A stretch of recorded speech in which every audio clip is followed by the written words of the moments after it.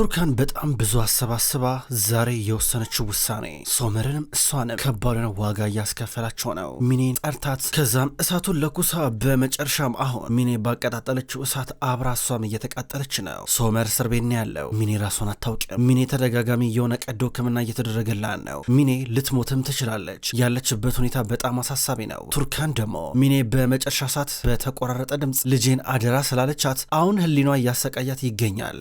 ባሏ ሶመር ነፃ እንዲወጣላት ብትፈልግም ነገር ግን የሶመር ነገር ደግሞ ከምትቋቋመው በላይ ውጪ ሆኖባታል። አሁን ቤት ከመጣሽ በኋላ ስለተፈጠረው ነገር እናቷ በደንብ ታውቃለች። ስለዚህ ብዙ ጥያቄ አጠይቃትም። ሳድግ ግን ሁሉም ነገር እንቆቅልሽ ሆኖበታል። ለምን ሲጀመር ቱርካን ከሷ ጋር ሊያገናኛት እንደቻለ ምንም እየገባው አይደለም። እማዬ ሚኔ እንግዲህ በቃ ቀዶ ሕክምና እየተደረገላት ነው። ከዚህ በኋላም ብዙ ቀዶ ሕክምና ሊያስፈልጋት ይችላል። ግን እኔ በመጨረሻም ኪራዝን እንከባከባታለሁ። አሁን በቀጥታ ወደ አባቷ ቤት ወስዳታለሁ። እዛውኝ እጠብቃታለሁ። አዎ በቃ ይሄ የኔ ኃላፊነት ነው። በቃ ለእኔ የተሰጠኝ ግዳጅ ነው ትላለች። በአንድ በኩል እናቷ ነስሪን ይህን ስትናገር ማቋረጣት ትችላል ታያታለች። በአንድ በኩል ቱርካን እያለቀሰች ነው። እማዬ ብላ ስልታለቀስ የኔ ልጅ አታርቅሽ ለምን እንደዚህ ትሆኛለች ስትላት እማዬ ይኸውልሽ ሚኔ ላይ ምንም ነገር መፈጠር የለበት ደህና መሆን አለባት፣ አለበዚያ ከባድ ነገር ነው የሚሆነው። ለሶመርም ለእኔም በቃ እዳው ከባድ ነው አለቻት። ራስሽን መውቀስ አቁሚ እንጂ አለቻት። ወቅሳለሁ በቃ ምክንያቱም ሁሉም ነገር የተፈጠረው በእኔ ምክንያት ነው። ሚኔ እንደዚህ የሆነችው በእኔ ምክንያት ነው። እኔ እኮ ነኝ የጠሯት እዛ ሆቴል እንድትመጣ፣ ማንም አልጠራትም እኮ እኔ ብቻ ነኝ የጠሯት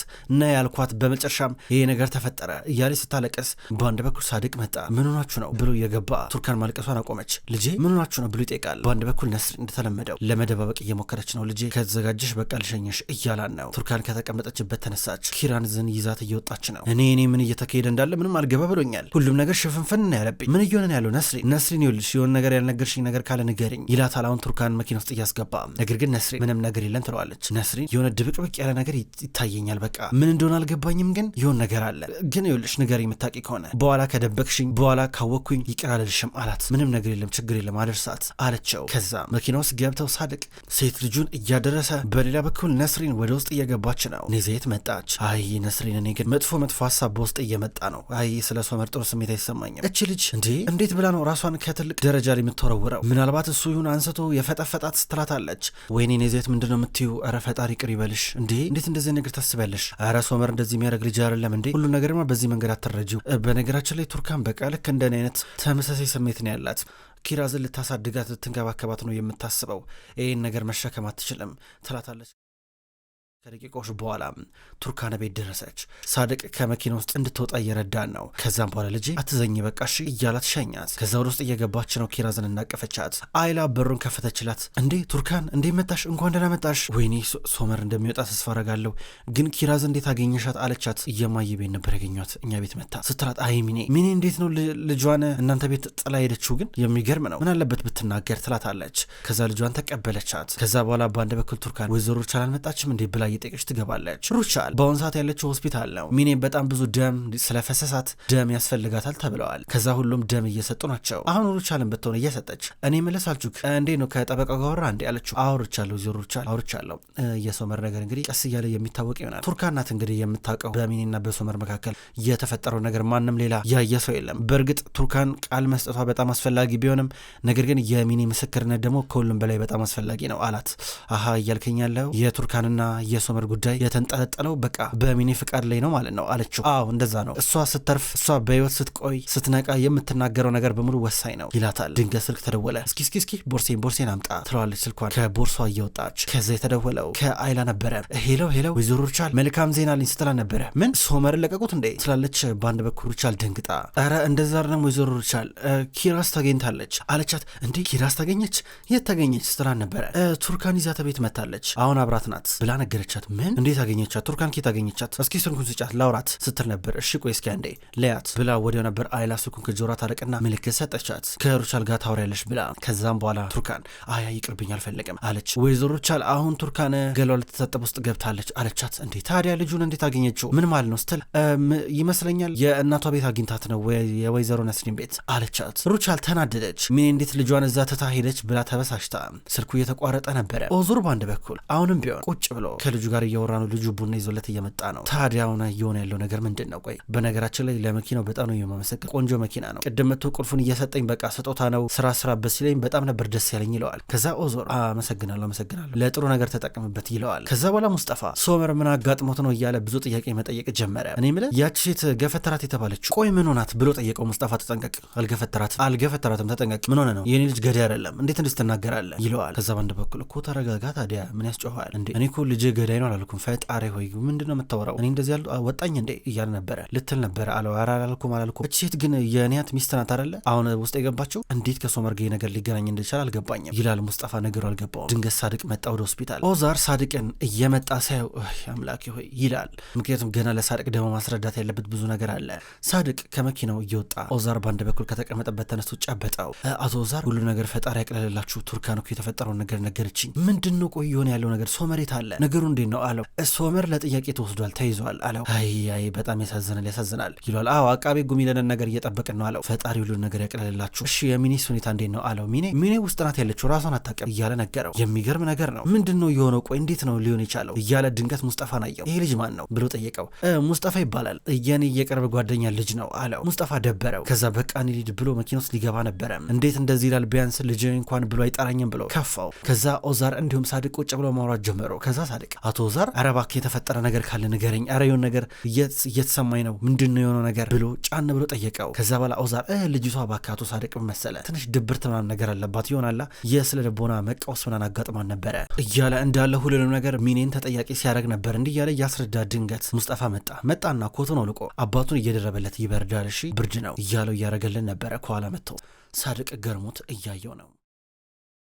በሌላ በኩል ቱርካን ኪራዝን አጠገቧ አስተኝታ እየመገበቻት ነው። በጣም ትናደዳለች ዛሬ የተፈጠረውን ነገር ስታስብ። በአንድ በኩል ደግሞ ሩቻል የሚኔን ጤና ሁኔታ ትከታተላለች። የሚኔ የመትረፍ ጉዳይ ለነ ሩቻል የህልውና ጉዳይ ሆኗል። ከዛ ዶክተሯ መታ የመጀመሪያው ሰርጀሪ ተጠናቋል በስኬት ቀጣዩ ደግሞ ይጠበቃል፣ አሁንም ቢሆን ለህይወቷ ብዙ የሚያሰጋ ነገር አለ ብላቸው ሄደች። ሚኔ አሁንም ቢሆን ሳምቦ አካባቢ ችግር እንዳለ፣ መተንፈስ እንደሚከብዳት፣ ለተወሰነ ጊዜ ኮማ ውስጥ እንደምትቆይ ተነገራቸው። ሶመር ወደ ችሎት ሊወሰድ ነው። እነ ኦዛር በረጋ ቆመው ልጅ ያለውን ለምንም እንዳታሰብ እያለ ይጮሃል። ከጠበቃ ጋር ነበረ ወደ ችሎት እየተወሰዱ። እነ ነስሪን ደግሞ በጠዋት ቁጭ ብለው ቁርስ ሊበሉ ናቸው። ከዛ ዶኖሽ ስለ ስራው አባቷ አንዳንድ ጥያቄ እየጠየቃን ነው። ከዛ እሷ ገና እያለማመዱኝ ነው ትላለች። ከዛም በኋላ እኔ ግን ያልገባኝ ነገር እንዴት ነው ሁሉ ነገር በአንድ ምሽት የተፈጠረው? ምንም እየገባኝ አይደለም ይላል ሳድቅ። አሁንም ከሱ ብዙ የተሻፈነ ነገር እንዳለ ያስባል። በእርግጥ ሶመር አለቋ ስለሆነ በስራ ስለሚገናኙ እሱን ማነጋገራቸው ፖሊሶች ትክክለኛ ነገር ነው። እሱን ማሰራቸው ግን ምንም እየገባኝ አይደለም። ሲጀመር እሷ እዛ ሆቴል ምን ልታረግ መጣች? ልጄና ባብሏ አንድ ላይ ነበሩ አይደለ? እሷ ምን ቤት ናት እንዴ? እሷ በየፊናው የሁሉም ነገር መገኘት አለባት እንዴ እያለ ሲናገር ነበረ። ከዛ ባንድ በኩል ዶኖሽ እኔ ሚኔን ሳቃት ለሚያለች ራስ ወዳድ ናት፣ እሷ ራሷን ታጠፋለች ማለት ምንም የማይመስል ነገር ነው ብላ ትናገራለች። ከዛ በኋላ ባንድ በኩል ሳድቅ ብዙ ነገር ያስባል፣ ይናድዳል። ባንድ በኩል ሙስጠፋ እንቅልፉን ተኝቷል። እስከ ጠዋት እናቱ መታ እየቀሰቀሰችው ነው። ሴቪ ላይ ልጄ በጠዋት ተነሳ እያለችው ቁርስ ልትሰጠው እየሞከረች እማዬ እኔ ሁሉም ነገር አስጠልቶኛል። እንደተለመደው አቶ ኦዛር ትላንትና በመኪናው ደግሞ ሊደልለኝ ሞከረ። አቤት እኔን አፍ ለማዘጋት ማያደርገው ነገር የለም። ደግሞ ትላንት መኪና ሰጠኝ፣ ግን እኔ ዝም እየሳይ በቃ አሁንም ቢሆን አይቀበለኝም፣ የሚወደኝ ሁላ አይመስለኝም እያላን ነው እኮ የኔ ልጅ። በቃ በራሳችን እንንቀሳቀሳ፣ ስራ እንሰራለን፣ ምንም አታስብ፣ ብቻ ከሱ ህይወት እንውጣ፣ እንራቅ አለችው። እማዬ ገና ይቀራል። ይሄ የአባትሽ ቤት ነው አይደለ? መቼ ነበር ከአባትሽ የራቅሽው አላት። በቃ ከሱ ጋር መሆን ሲጀምር ቤተሰቦች በሙሉ አጠገባችን እንዳደርሽ ብለው ከህይወታቸው ሙሉ ለሙሉ አስወጡ እያለች ታስረዳዋለች። አሁን ሙስጠፋ የእናቱን ነገር በደንብ እያዳመጠ ነው። በሌላ በኩል ሶመር ወደ ችሎት ሊገባ ነው። በአንድ በኩል አባቱ ሶመር እያለ ይጠሯል። አባዬ ቱርካን እንዴት ናት ብሎ ይጠይቀዋል። ደህና ናት ኔ ቤት መታለች እያለው ነው። ወደ ችሎቱ እየገባ የነበረው ቱርካን ከኪራዝ አጠገብ ነበረ የተኛችው። በጠዋት ድምጿ ቀሰቀሳት።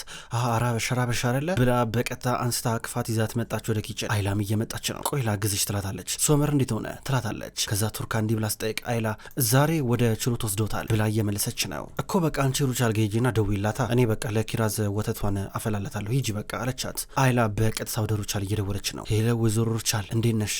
ያው የሆነ ነገር ካስፈለገ እኮ ልጠይቅሽ ነበረ ማምጣት ካለብኝ አለቻት። ምንም ነገር አያስፈልግም እየመጣኝ ነው ትላታለች። ነው እሺ ታዲያ የሚኒ ሁኔታ እንዴት ነው ብላ ጠይቀቻት። ከዛ ሩቻል ስልኩን ጆሮዋ ሊዘጋቸው። ከዛ በኋላ አይላ ስልኩን ዘጋቸው ብላ ለቱርካን ነገረቻት። ጥሩ በቃ እኔ ሄዳለሁ ትላታለች። ግን እኮ ወይዘሮ ሩቻል እየመጣች ነው ስትመጣ ጠይቂያትም አለቻት። አያስፈልግም እኔ ራሱ ሄዳለሁ ብላ ኪራዝን ሰታት እየሄደች ነው። ከዛ በኋላ አሁን ሳድቅ ዶኑሽን እስከ ግማሽ መንገድ ድረስ ሊሸኛት እየወጡ ነስሪን በረጋ ቆማ ነበረ። ድንገት ሩቻል ስትመጣ እየቻት ሩቻል ከመኪና ውስጥ እየወጣች ነው። ከዛ በኋላ ነስሪን ፊት ፊቷ ቆማለች። ወይዘሮ ነስሪን የምናወራው ነገር አለ አለቻት። ከዛ ግቢ ብላ ፈቀደችላት። ሁለቱም ወደ ውስጥ ገቡ። ከዛ በኋላ ቁርስ ቀራርቦ ነበረ።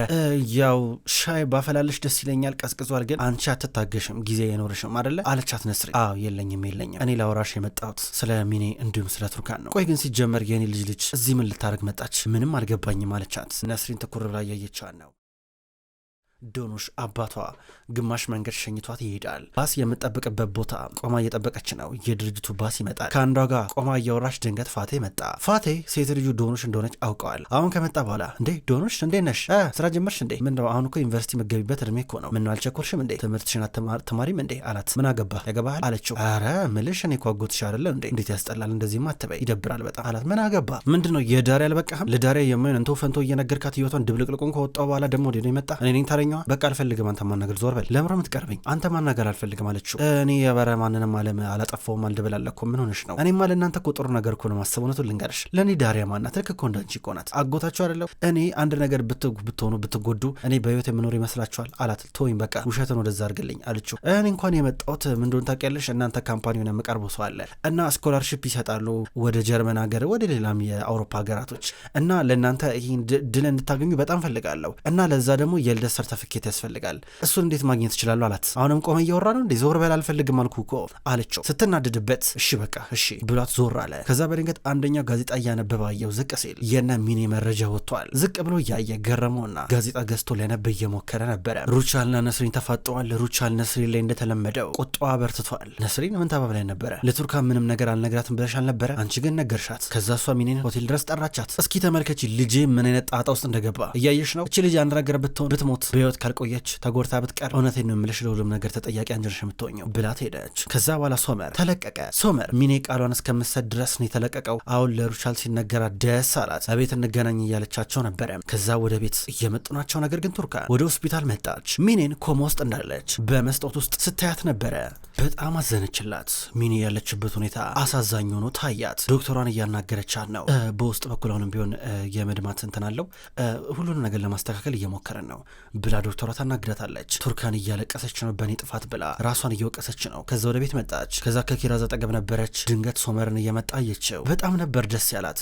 ፈጣሪ መስገን እያለች ፈጣሪን ስታመሰግን ሶመር ተሳቆ ነበረ። ቤት እንኳን መግባት የከበደው አባቱ እየለመነው ወደ ውስጥ ከገባ በኋላ ሩሻል ስታዩ እያለቀሰች ነበር በደስታ ብዛት። ከዛም በኋላ ቱርካን በደረጃው እየወረደች ነው። ቀስ እያለች እየመጣች ቱርካን የለችም እንዴ ብሎ ጠየቀ። ከዛ እሷ መጣች ኮስተር ብላ። ደስ ቢላትም ነገር ተኮሳትራ ቀረበቻቸው። ከዛ በኋላ አየችውና ዞር አለች። ምንድነው ባልሽ እኮ ነው ትንሽ ሰበና የሚባል ነገር የለሽም እንዴ? እስኪ እንኳን ደህና መጣችሁ እንዴ አለቻት። ከዛም በኋላ በአንድ በኩል ወዲያው ነበር ቱርካን ዞራ ሩቻልን ያየቻት። እናንተ ግን ምን አይነት በውሸት የተገነባ ዓለም ውስጥ ነው የምትኖሩት? ይሄ እንዳለ ቤቱ እንዳለ ሁሉም ነገር ውሸት ነው ስትል ስነ ስርዓት ያዢ ቦታሽን እወቂ ያለቻት። እኔማ ቦቴን አውቃለሁ፣ ግን እውነቱን ልናገር እንዴት የሚያሳፈር ነገር ውስጥ እንዳለው እውነቱን መናገር አለብኝ። እናንተ እኮ እኔ እንዳሻንጉሊት ነው እንደምታዩኝ፣ እንደ ጅል ነው እንደምታዩኝ ብላ ስትናገር ኦዛር እባክሽ የኔ ልጅ እባክሽ ተረጋጊ ይላታል። አቶ ኦዛር እኔ እኮ እንደ አባቴ ነበር የማየህ፣ እንደ አባቴ ነበረ አንተን የምመለከተ። ነገር ግን አንተ ምን አደረግ? እሱ ቅምጡን ይዞ ቤቱ ሲገባ የወለደች ሴት ቅምጡን ፍቅረኛውን ይዞ ሲመጣ ቱርካን ላይ እንደዛ አይደረግም ብላችሁ እንኳን አልተቆጣችሁ፣ አንተም እንደዛ ለረከብ ብላ ቱርካን በመጨረሻ እስከሚወጣላት ድረስ ተናገረች። እንዳለ የኮርማን ቤተሰብ በውሸት የተሞላ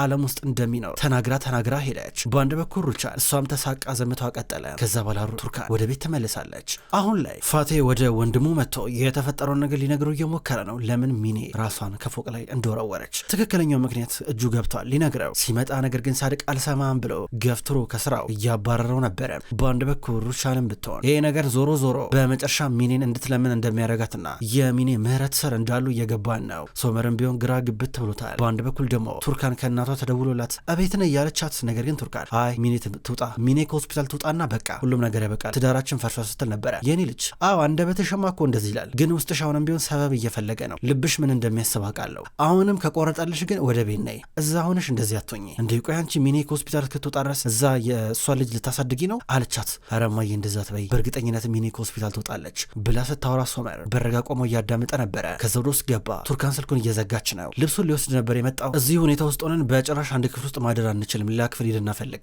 አለችው። እሺ ችግር የለም ብሏት ወጣ። ከወጣ በኋላ ግን ውጪ ቁጭ ብሎ እያለቀሰ ነው። ሩቻል ሰጥተው በጣም አሳዘናት። ቱርካን ልታናግራት መጣች። ቱርካን ምህረት የለሽ ሆናለች። አያገባኝም እያለች ነው። በአንድ በኩል ሩቻል ይኸውልሽ በጣም ያፈቅርሻል እሱ፣ አንቺም ታፈቅረሽ፣ ይህን ነገር አንድ ላይ ነው መጋፈጥ ያለባችሁ። እባክሽ እንደዚህ አትሁኝ። ሚኔን በፍጹም አይወዳትም። ሚኔ ማለት አንቺን ሳያገኝሽ በፊት እሱ ህይወት ውስጥ የነበረች ሴት ናት ብላ ብትለምናትም ነገር ግን ቱርካን አልዋጥልሽ አላት። ሀሳቤን አልቀየርም ብላ ሶመር ላይ ያላት ጭካኔና ሶመርን ለመቅጣት ያሰበችው ሀሳብ እንደቀጠለ ነው ያለው። ክብሯን ተመልካቾች እንኳን ወደ ቅመም ስቶሪ የዩቲዩብ ቻናል በሰላም መጣችሁ። ክብሯን ተመልካቾች የወፍ ጎጆ ድራማ ከተጀመረ ብዙ ክፍሎች ተቆጠሩ። ውድ ተመልካቾች የወፍ ጎጆ ድራማ አሁንም ቢሆን ይቀጥላል። ሁልጊዜም ቢሆን ዘውትር እየመጣችሁ የምትከታተሉ በላይካችሁ በኮሜንታችሁ የምታግዙኝ የዘውትር ተመልካቾች በጣም አድርጌ ለማመስገን እወዳለሁ። ውድ ተመልካቾች በቀጣይ በአዳዲስ ክፍሎች ድጋሚ የምንገናኝ ይሆናል። እስከዛው ድረስ ግን በያላችሁበት መልካም ቆይታ ይሁን።